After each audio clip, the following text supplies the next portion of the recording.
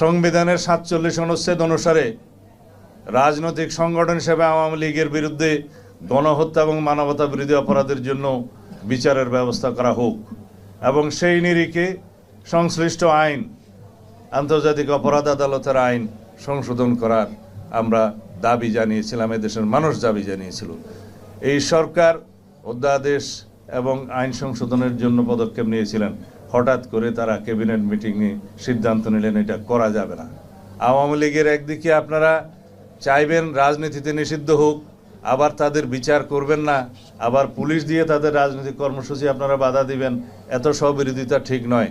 আমরা পরিষ্কার করে বলতে চাই, বাংলাদেশের মানুষ গণ অভ্যুত্থানের মধ্য দিয়ে, ছাত্র জনতার বৈপ্লবিক গণ অভ্যুত্থানের মধ্য দিয়ে এদেশের মানুষ আওয়ামী লীগকে প্রত্যাখ্যান করেছে। সেই আওয়ামী লীগ নামে বাংলাদেশের রাজনীতি করতে পারবে না। গণহত্যার এবং মানবতা বিরোধী অপরাধের জন্য রাজনৈতিক সংগঠন হিসেবে বিচার দাবি করছি। বিচারিক প্রক্রিয়ার মধ্য দিয়ে নির্ধারণ হোক বাংলাদেশে আওয়ামী লীগ রাজনীতি করতে পারবে কিনা, নির্বাচন করতে পারবে কিনা। বাংলাদেশের মানুষ চায় বাংলাদেশ থেকে আওয়ামী লীগের ফ্যাসিবাদী রাজনীতির একদম নির্মূল হয়ে যাক। সেই ব্যবস্থা আপনারা নিতে পারেন।